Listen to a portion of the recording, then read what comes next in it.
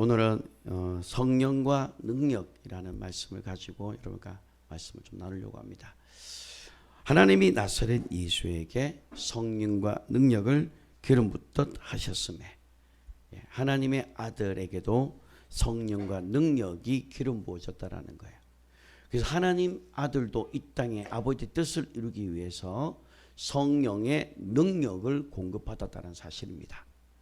그렇다면 우리도 역시 우리 힘으로는 이것을 할 수가 없습니다.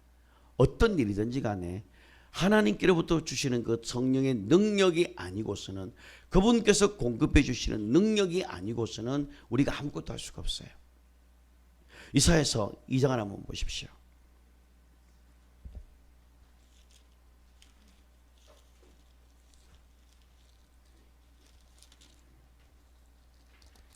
구약 성경입니다. 자, 2장 22절입니다. 971쪽입니다. 971쪽 이사야서 2장 22절. 자, 읽겠습니다. 시작. 너희는 인생을 의지하지 말라. 그의 호흡은 코에 있나니 새말 가치가 어디 있느냐. 너희 인생을 의지하지 마라. 2023년 한 해 여러분이 신뢰하는 그 모든 것들을 내려놓으시기를 바랍니다. 여러분이 신뢰할 만한 자원들이 있을 겁니다. 그것들을 다 내려놓으시고 오직 하나님만을 의지하면서 성령의 능력의 공급을 받으면서 살아갈 수 있기를 바랍니다. 왜냐하면 인생은 코에 숨이 딱 멈추면 그냥 거기서 끝납니다.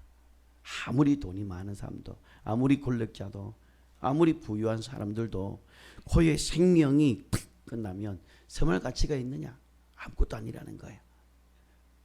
그러니까 우리가 이 땅에 있는 동안 우리가 우리의 능력, 우리의 자원, 우리의 어떤 경험들, 그런 것들을 여러분들이 의지하지 마시고 오직 성령의 능력으로 공급받아서 성령의 능력을 의지하면서 여러분들이 살아갈 수 있기를 바랍니다.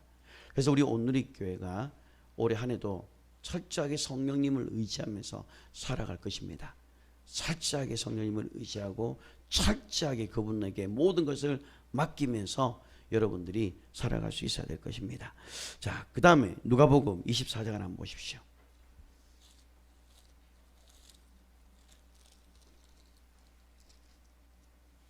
누가복음 24장 49절을 한번 보십시오. 누가복음 24장 49절 읽겠습니다. 볼지어다 내가 내 아버지께서 약속하신 것을 너희에게 보내시리니 너희는 위로부터 능력으로 입혀질 때까지 이 성에 머물라 하시니라. 자, 아버지께서 약속하신 것입니다. 아버지께서 약속하신 것이 뭡니까? 바로 성령님입니다. 성령을 너희에게 보내주시겠다. 왜? 성령을 우리에게 보내주셔야 우리가 이 세상을 이길 수가 있기 때문에 그래요. 그래서 이 성령을 너희가 받기 전까지는 절대로 아무것도 하지 마라 이 말입니다. 그리고 그들은 예수님께서 십자가에 죽으시고 부활하시고 40일 동안 제자들과 함께 계시면서 성령으로 사도들에게 명령하시고 그리고 올라가시면서 예수님께서 말씀하신 거예요. 너희가 위로부터 능력이 입혀질 때까지 이 성에 머물러라. 여러분들이 2023년도를 시작할 때 성령의 능력이 부어지고 나서 그리고 나서 무슨 일을 하시기를 바랍니다. 그게 뭐 교회 일이든 사업이든 그게 개인의 일이든 무엇이든지 간에 성령의 능력을 빼고 사역을 하는 것은 그것은 하나님을 믿지 않는 거예요. 왜냐하면 하나님께서는 우리에게 성령을 보내주시고 지금은 은혜 시대 속에서 성령의 능력을 우리에게 주셨기 때문에 이 성령님을 의지하지 않는 것은 하나님의 말씀을 믿지 않는 겁니다. 그 다음 마가복음을 한번 보십시오. 마가복음 16장입니다.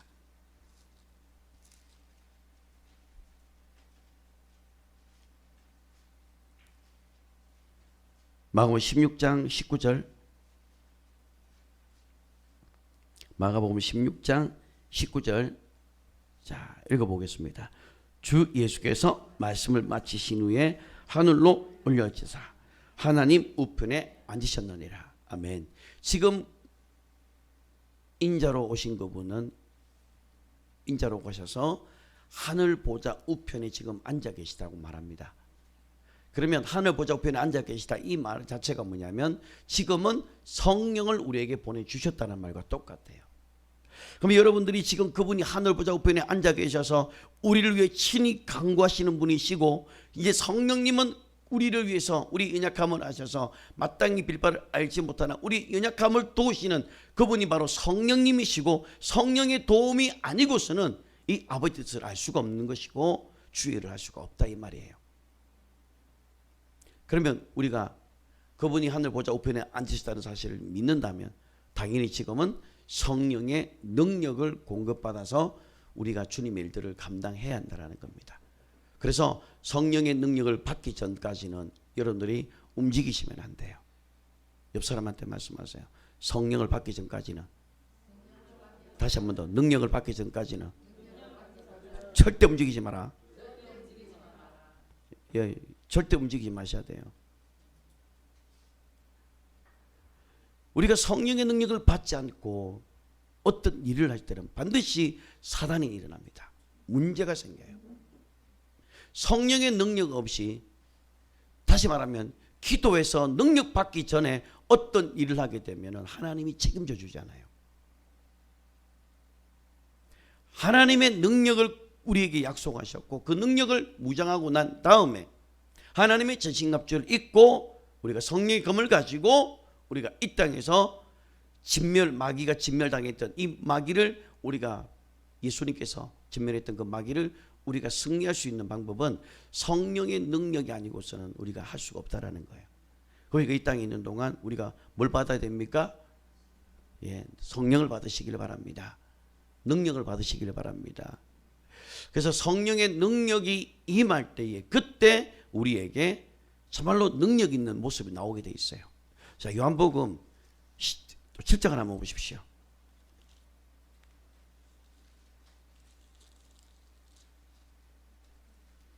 요한복음 7장 37, 38. 요한복음 7장 37, 38절입니다. 자, 읽겠습니다. 명절 끝날 곧 큰 날에 예수께서 서서 외쳐 이르시되 누구든지 목마른 그들은 내게로 와서 마시라.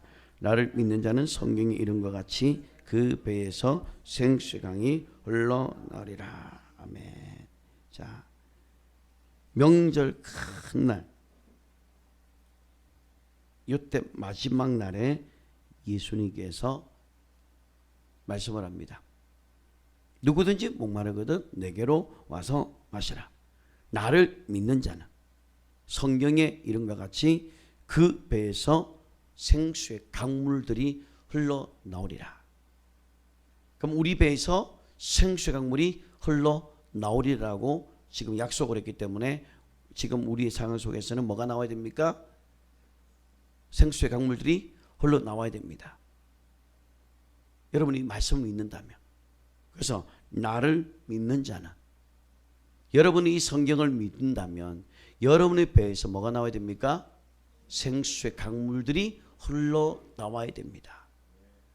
안 나오면 나올 때까지 해야 돼요. 내 안에서 생수의 강물이 나올 때까지 강력하게 기도를 하셔야 돼요. 마귀는 운윤사자처럼 삼킬자를 찾고 있기 때문에 지금도 우리가 성령 충만하지 않으면요, 마귀는 우리를 바보로 이기기 때문에 얼마든지 공격할 수가 있어요. 그렇기 때문에 우리가 깨어있지 않으면 우리가 이걸 이겨낼 수가 없을 뿐만 아니라 우리 배에서 생수의 물이 흘러나오는 단계까지 여러분들이 능력으로 입혀지셔야 됩니다. 여러분 배에서 생수의 물이 흘러나오는 것, 그게 뭘 말합니까? 오순절날 성령이 그들 가운데 임하는 겁니다. 그럼 오순절 성령이 임하게 되면요, 뭐가 나옵니까? 방언이 터져 나오는 거예요. 생수 강물들이 흘러나오는 겁니다. 그래서 실제로 우리의 믿음 생활 가운데 생수의 강물들이 흘러나오는 것을 지금 성경에서는 약속하셨습니다. 나를 믿는 자는, 여러분이 믿으면 지금 어떻게 된다고요? 그 배에서 생수 강물들이 흘러나오게 돼 있다는 겁니다. 아멘. 생수 강물이 흘러나오시기를 바랍니다. 이거는 믿는 자에게 약속한 겁니다. 나를 믿는 자는, 누굽니까? 예수님의 이름을 믿는 자들은 그 배에서 생수 강물이 흘러 나온다라는 겁니다. 여러분, 구약 사람들은요 생수의 강물이 흘러 나올 수가 않았어요. 아무리 흘러나오고 싶어도 흘러나올 수가 없고 그냥 성령 충만이기는 하지만 그냥 감동으로서의 충만이었지 내 안에서 생수 강물이 막 터져 나오면서 기쁨이 막 주체가 되지 못하는 그런 경험은 이들이 하지를 못했습니다. 구약의 어떤 선지자도 배에서 생수의 강물이 흘러나온 적이 없었어요. 에스겔 선지자는 환상을 보기는 했지만 실제로 그 경험은 오순절날 성취가 됐던 것이거든요. 자, 네, 요한복음 4장을 한번 가보시면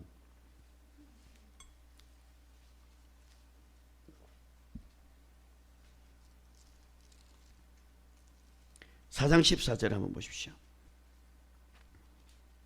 4장 14절에 보시면 내가 주는 물을 마시는 자는 영원히 목마르지 아니하리니 내가 주는 물은 그 속에서 영생하도록 솟아나는 샘물이 되리라.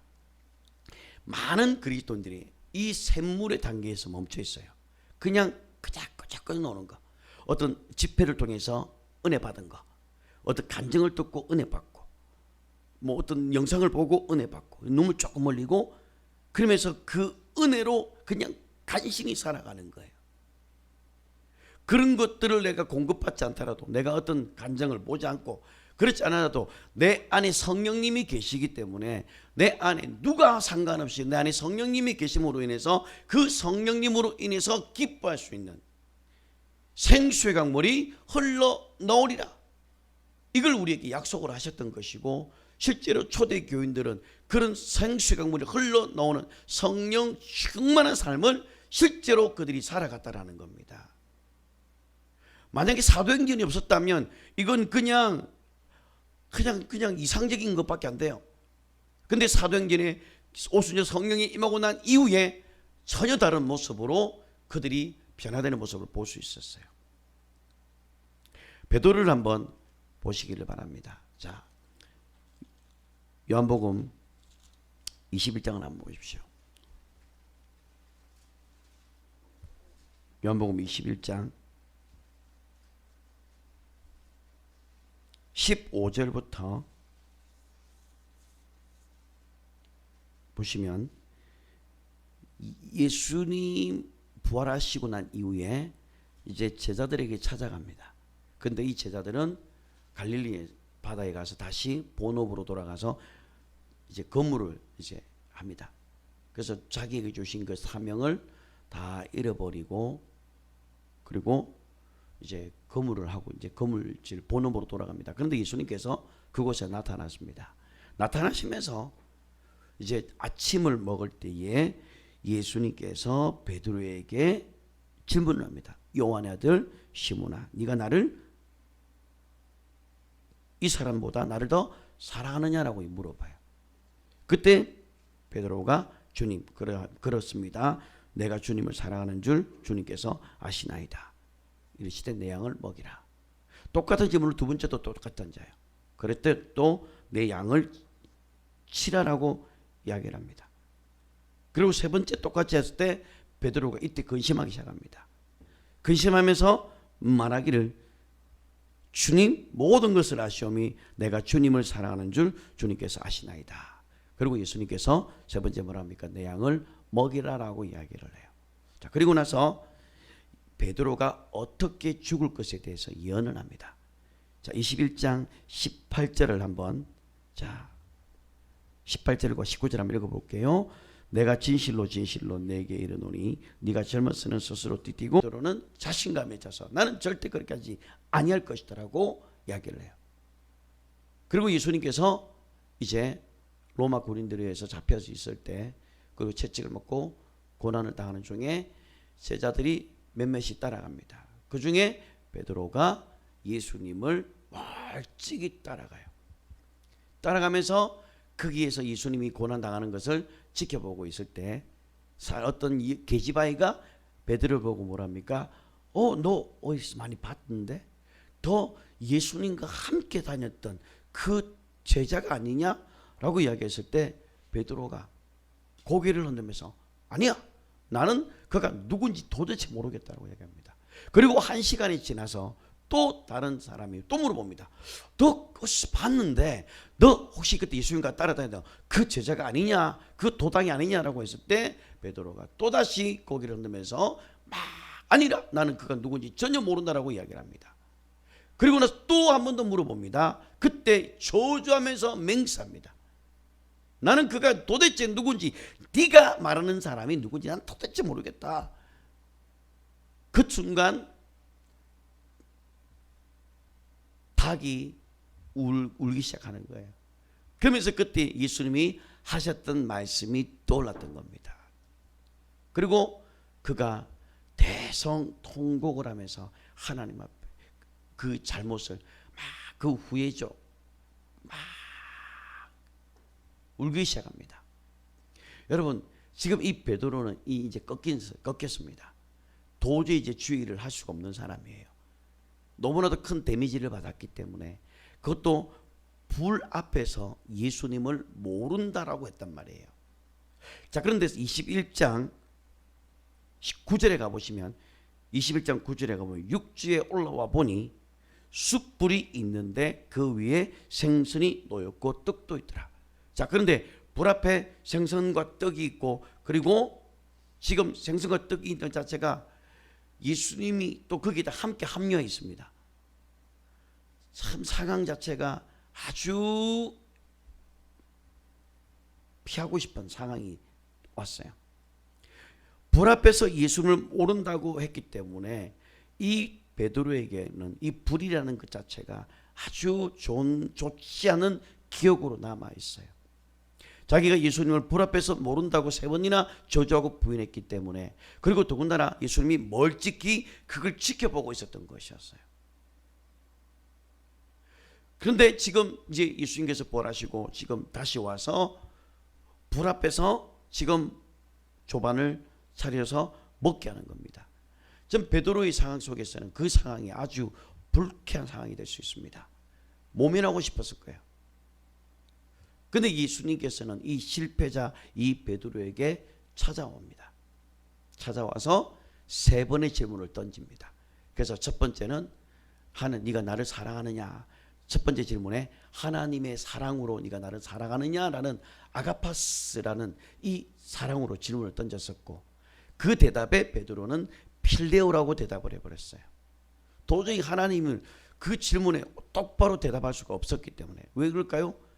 자기가 예수님을 절대로 버리지 않겠다고 했던 사람이었는데 예수님을 모른다고 저주하면서 맹세하면서 모른다고 했기 때문에 감히 예수님 앞에 갈 자신이 없는 거예요. 예수님께서 3년 동안 열심히 그렇게 훈련을 시켜 놓았는데 지금 이 한 사역자가 이제는 절망에 빠져서 하나님 일을 할 수 없는 상황입니다. 그런데 주님이 찾아왔는데 질문을 던졌을 때도 네가 하나님의 사랑으로 사랑하느냐 했을 때 이 베드로는 그 대답을 제대로 할 수가 없던 것이었어요. 그러나 예수님은 네가 내 어린 양을 먹이라라고 사명을 줍니다.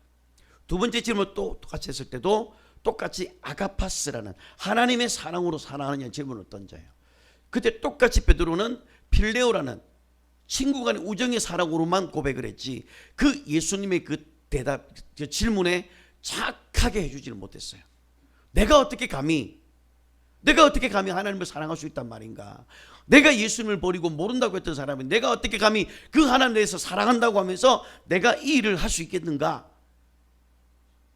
대답할 수가 없었던 것이었어요. 그래서 필레오 사랑으로 그냥 대답을 했던 거예요. 세 번째 질문을 던집니다. 예수님이 세 번째 질문을 던질 때는 하나님의 사랑으로 던진 게 아니라 필레오 사랑으로 질문을 던져요. 네가 나를 사랑하느냐라고 했을 때 그때 베드로는 그러면 세 번쯤 되면 이제는 자기가 좀 대답을 좀 수준 높게 바꾸어서 하나님의 사랑으로 대답해 주면 얼마나 좋겠습니까? 그런데 이 세 번째 질문에 이 베드로가 심히 근심을 합니다. 근심을 하면서 주저하면서 하는 말이 뭡니까? 내가 주님을 사랑하는 줄 주께서 하시나이다. 여기서 사랑한다는 말은 똑같이 필요합니다. 첫 번째, 두 번째, 세 번째 똑같은 대답으로 답을 하고 있어요. 왜 그럴까요? 이 사명의 회복이 안 되게 저기가 하나님을 열심히 쫓아다녔던 사람이잖아요. 그리고 예수님이 첫 번째 제자거든요. 하나님의 사랑을 받았던 제자예요. 특별히 3명의 제자를 데리고 변화산에 가고, 특별히 3명을 데리고 하나님께 가르치고, 겟세마네 동산에서도 첫 번째 제자 데려가고, 정말로 그렇게 애지중지했던 제자였는데 예수님을 모른다고 했으니 얼마나 자기에게 데미지가 크게 오겠습니까? 그리고 하나님이 그들에게 사명을 줬을 때 이 베드로가 이것을 어떻게 감당할 수가 있겠어요? 그러니까 자기도 염치가 있지. 그래서 필레오 사랑으로 답할 수밖에 없었던 겁니다. 그럼에도 불구하고 하나님께서는, 이 예수님께서는 이 베드로에게 똑같이 질문을 던집니다. 내 양을 먹이라. 그리고 내 양을 먹이라. 내 양을 치라. 또 내 양을 먹이라. 이 질문을 똑같이 질문을 던집니다. 그러면서 예수님께서 이 베드로에게 네가 어떻게 죽을 것에 대해서, 베드로의 순교에 대해서 이야기를 하기 시작해요. 베드로는 사도행전을 가보시면 전혀 다른 모습을 보게 됩니다. 완전히 다른 사람으로 변화되어 있습니다. 그게 무엇 때문에 그럴까요? 성령과 능력이 그에게 부어지면서, 오순절날 그에게 성령이 부어지면서 성령에 사로잡히면서 그가 전혀 다른 사람으로 하나님의 위대한 사역자로 변화되어 있었습니다. 불과 일주일도 안 됐어요. 10일 동안 그들이, 예수님이 올라가시고 난 이후에 그들이 10일 동안 모여서 기도하는데, 그 10일 동안 그들에게 오순절날 성령이 그에게 임하고 난 이후에, 성령의 강한 충격을 받고 난 이후에 그가 변화가 되어버립니다. 연약한 베드로의 모습, 예수님을 모른다고 부인했던 그 베드로가 성령의 권능이 더딥혀지면서 완전히 다른 사람으로 변화되는 것을 우리는 사도행전을 통해서 알 수가 있습니다. 그리고 실제로 베드로는 나는 예수님과 같이 똑같이 죽을 수 없다 해서 거꾸로 십자가의 모습 바뀌어서 순교를 하게 되는 그 장면을 우리는 기억을 하고 있어요. 제가 왜 이 이야기를 여러분에게 드리냐면, 우리가 하나님의 일을 할 때 이 안에 하나님의 일들을 하는 사람들이 안에 어떤 실패나 좌절과 이런 것들이 있으면 하나님이 이 상태로는 쓸 수가 없기 때문에, 특히 베드로 같은 경우는 3년 동안 공들였던 제자잖아요. 그냥 두면 원래 본업으로 돌아가 버리는데, 성령의 권능으로 마가복음 9장에 있는 것처럼 성령이, 예수님께서 그들에게 권위를 넘겨주셔서 귀신을 쫓아내고 병자를 고치고 하나님 나라를 복음을 전했던 그 엄청난 일을 했던 이 베드로가 이 인간적인 속성이 아직 남아있다 보니 예수님을 열정으로, 인간적인 열정으로 따라갔습니다. 마태복음 16장에도 주님 당신에게 일이 절대로 미치지 못하겠습니다 할 정도로 아주 열정적인 제자였어요. 얼마나 열정적인 제자였으면 그 거물과 배를 버립니까?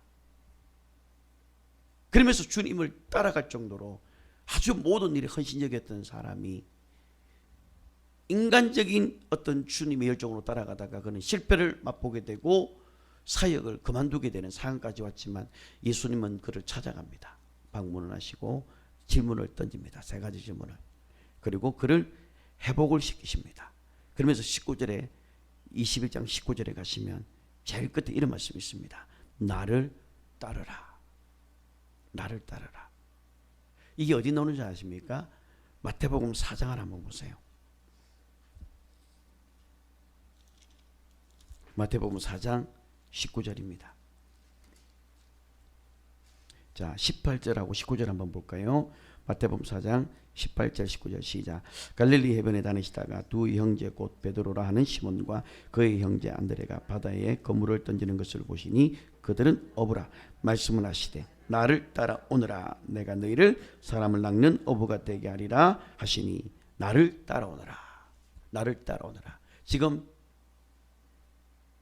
베드로는 이제 사역이 이제 실패한 거잖아요. 자기가 도저히 이제는 할 수가 없습니다. 예수를 모른다고 했으니까. 어떻게 이 사역을 감당하겠어요? 주님이 자기 앞에 있는데 불 앞에서 예수님을 모른다고 했던 상황처럼 예수님이 지금 불 앞에 딱 자기 앞에 앉아 있어요. 얼마나 피하고 싶겠습니까? 얼마나 부끄럽겠어요? 얼마나 엇구리 화끈거리면서 그 트라우마를 얼마나 고생하겠습니까? 근데 하나님께서는 그 트라우마를 하나님께서는 말씀으로 회복시켜 줍니다.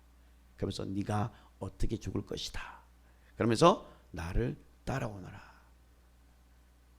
그래서 하나님께서는 이 베드로를 하나님께서는 회복을 시키시고 그리고 그에게 오순절날 성령이 그에게 임하고 난 이후에 그가 다니면서 수많은 병자들을 일으키고 한 번에 수천 명이 회개하는 그런 놀라운 이적과 기사를 일으키는 그런 놀라운 하나님의 사람으로 변화되어 버립니다. 이게 하나님께서 하시는 일입니다.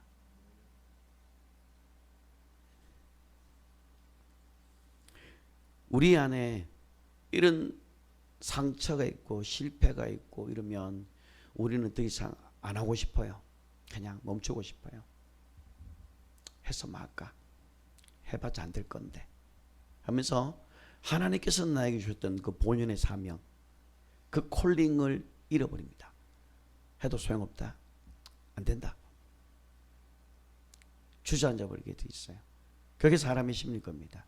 자, 그런데 예수님께서 오셔서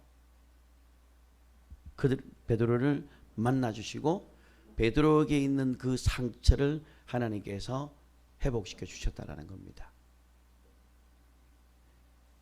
여러분들이 2022년도를 어떻게 살았는지 저는 별로 관심 없습니다. 그게 이제 지나갔기 때문에 2022년도에 어떤 삶을 살든지 주님이 여러분에게 질문을 던질 때 너 작년 2022년도 어떻게 살았냐? 내가 너한테 일을 맡길 수 있겠냐? 뭐 안 된다, 안 됐다. 사람은 그렇게 볼 수 있을 겁니다. 너 내가 작년에 봤는데 너 안 된다. 아직 멀었다 이렇게 할 겁니다. 그런데 주님께서는 그렇게 하지 않고 뭐죠?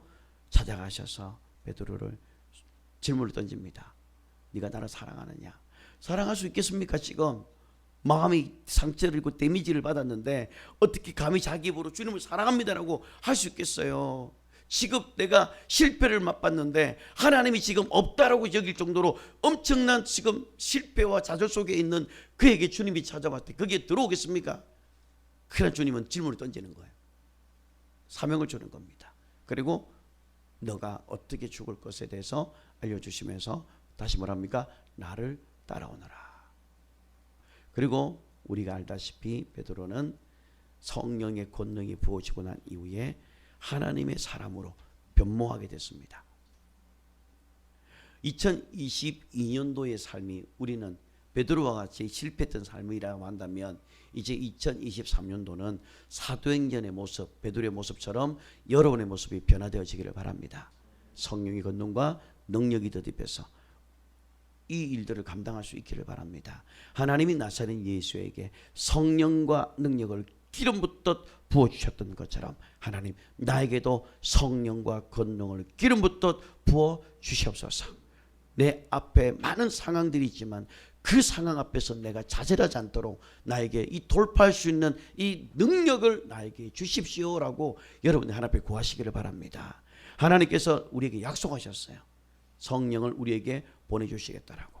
그리고 성령이 실제로 오순절날 부어지게 되고 지금도 여전히 성령은 우리에게 부어지고 있고 아버지께로부터 나오시는 진리의 성령이 오늘도 이 시간 여러분들에게 부어지고 있다는 사실을 믿으셔야 됩니다. 그래서 2023년도는 나의 능력과 나의 경험치, 나의 어떤 실력 그거 아무것도 아닙니다. 아무것도 아니에요. 그거 하나님 앞에서는요 그건 진짜 번데기 앞에서 주름 닦는 것처럼 정말로 무가치한 거예요. 내가 뭐 했어요? 아무 소용이 없는 겁니다. 이제 우리에게 필요한 것은 성령의 권능, 성령의 능력, 기름부터 부어지는 그 권능이 여러분들에게 부어져야 될 것입니다. 그래서 하나님이 나사렛 예수에게 성령과 능력을 기름 붓듯 하셨음에 그러면요 기름부터 부어지게 되면요 그 다음 단계가 뭔지 아십니까? 두루 다니게 돼 있어요. 옆 사람한테 말씀하세요. 성령의 권능이 부어져서 두루두루 다니시기 바랍니다. 그냥 두루두루 다니면 큰일 납니다. 따라하세요. 그냥 다니면 큰일 난다. 능력 받기도 전에 두루두루 다니면요 큰일 납니다. 하나님이 나사렛 예수에게 성령과 능력을 기름 붓듯 하셨으며 그가 두루 다니셨던 거예요. 여러분이 성령의 권능이 충만해지게 되면 여러분들이 두루두루 다니게 될 겁니다. 마가복음 16장에 있는 거죠. 너희는 온 천하에 다니며 만민에게 복음을 전파하라. 믿고 침례를 사람은 구원을 받을 것이요 믿지 않은 사람은 정죄를 받으리라. 믿는 자들에게 이런 표적이 따르니고 그들이 내 이름으로 귀신을 쫓아내고 세방하는 말하며 뱀을 집어올리고 무슨 독을 마실지라도 해를 받지 않으며 병든 사람에게 손전적 너리라 하시더라. 주 예수께서 말씀하시신 후에 하늘로 올리사 하늘 우편에 앉으셨느니라. 제자들이 나가 두루 전파하세. 보세요. 제자들이 나가 두루 전파하세. 두루두루 다녔던 겁니다. 그 비결이 뭡니까? 성령의 능력이 부어졌을 때, 권능이 부어졌을 때 두루두루 다니게 되더라는 겁니다. 많은 분들이 이걸 놓쳐요. 그냥 나를 안 불러줘, 나를 알아주지 않는다고 해서 자기가 자기 이름을 알리고 막 명함 돌리고 막 해버리면 그것은 오래 못 갑니다. 그러나 성령의 권능이 입혀지고 나면 하나님께서 때가 차게 되면 두루두루 다니게 하신다라는 겁니다. 그래서 성령의 권능이 충만해질 때까지 여러분들이 하나님 앞에 기도하는 시간을 가지시기를 바랍니다. 마가복음 9장에 있는 것처럼 기도 외에는 이런 이유가 나갈 수가 없다고 되어 있어요. 따라서 기도 외에는 다른 방법이 없다. 기도 외에는 다른 방법이 없다. 기도밖에 없다. 아멘. 여러분 기도해 보세요. 여러분들 더군다나 강력하게 방언으로 영의 기도를 1시간, 2시간, 3시간, 4시간 해보세요. 예전에는 꺾어졌던 그것들이 네가 감히 나를 꺾어. 네가 감히 나를 꺾어. 나는 절대 꺾어지지 않을 거야. 내 안에 성령님이 계시기 때문에 나는 절대 포기하지 않는다. 나는 절대 좌절하지 않는다. 나는 절대 멈추지 않는다. 나는 절대로 너를 가만두지 않겠다고 하면서 오기가 생깁니다. 성령의 능력이 힘이 생기면서 그 상황을 돌파할 수 있는 힘과 능력이 희한하게 받아요. 저도 기도하기 전과 기도하기 후에 목회가 많이 달라졌어요. 그래서 지금은 성령의 권능이 충만하기 때문에 어떤 상황이 오면 내게 별로 안 좋은 상황이 옵니다. 속상한 일도 일어나고 좀 뭔가 답답한 것도 있지만 그러나 또 기도하면 또 이겨나 버립니다. 아무것도 안 되는 것을 알게 되는 겁니다. 야, 이 좋은 거를. 그래서 내 몸이 피곤하고 지치지만 영의 기도를 하면서 내 영이 힘을 얻는 것을 내가 알기 때문에 이 기도를 계속하고 있는 것 같아요. 하나님이 나사렛 예수에게 성령의 능력을 기름 붓듯 하셨던 것처럼 여러분이 성령의 권능이 부어질 때까지 여러분이 하나님 앞에 머무시기를 바랍니다. 2023년도 성령의 권능이 여러분의 사역 가운데 임하시기를 바랍니다. 그게 가정의 일이든 그게 교회 일이든 여러분의 봉사든 직분이든 사업이든 비즈니스든 파이낸셜 재정의 문제든 어떤 문제든지 상관하지 마십시오. 그 모든 문제를 주님 앞에 가져가서 여러분들이 강력하게 주님 앞에 기도하시다 보면 여러분들 돌파가 일어나게 돼 있어요. 두루 다니시며 그 다음에요 뭐 하는 겁니까? 착한 일을 하시는 거예요. 착한 일. 그래서 저희는 2023년도에 온누리교회가 착한 일을 많이 할 수 있었으면 좋겠습니다. 착한 일 많이 하시기 바랍니다. 자, 사도행전 한번 보십시오.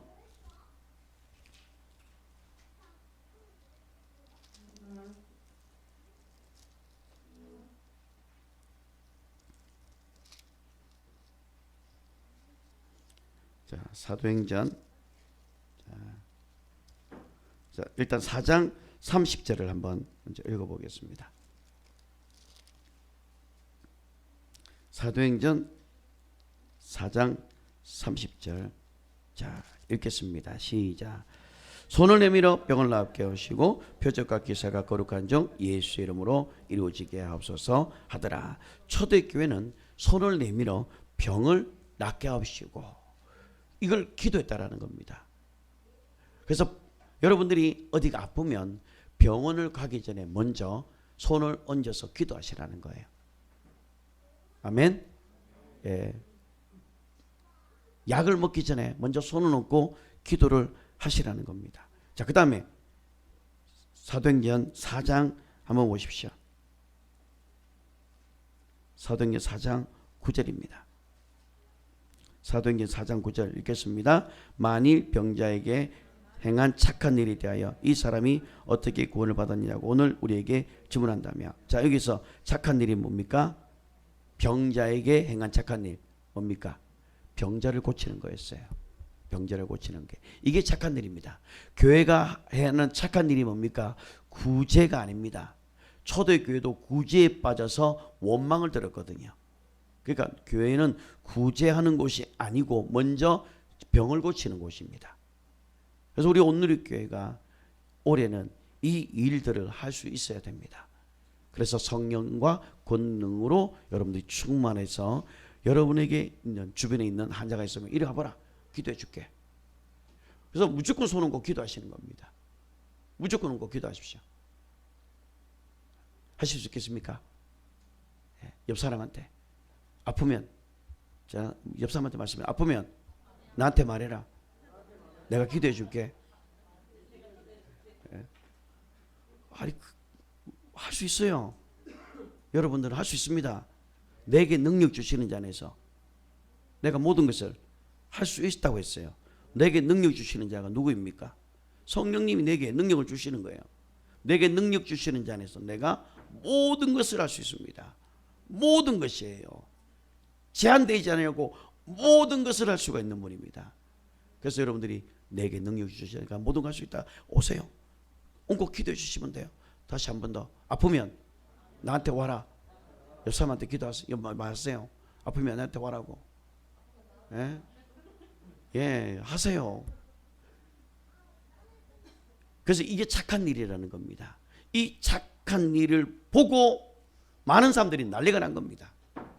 오늘날 교회가 이것만 제대로 한다면 소문이 나게 됩니다. 우리 온누리교회가 요거 하나만 여러분들이 잘 하신다면 소문이 나게 될 것이고 많은 병자가 오게 되면 굳이 나한테 오지 않아도 여러분들한테 가서 기도 다 주면 됩니다. 그래서 우리 요 가시라고, 이 집사람한테 가라고, 조사님한테 가시라고.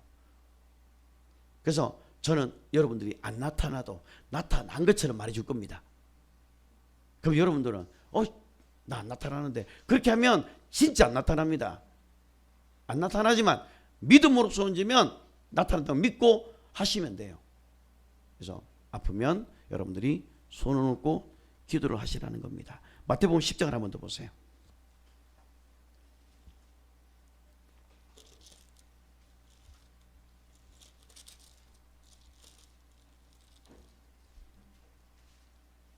자, 마태복음 10장 8절부터 10절까지.